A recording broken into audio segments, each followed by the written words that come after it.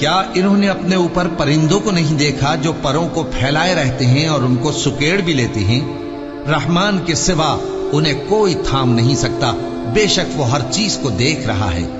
بھلا ایسا کون ہے جو تمہاری فوج بن کر رحمان کے مقابلے میں تمہاری مدد کر سکے؟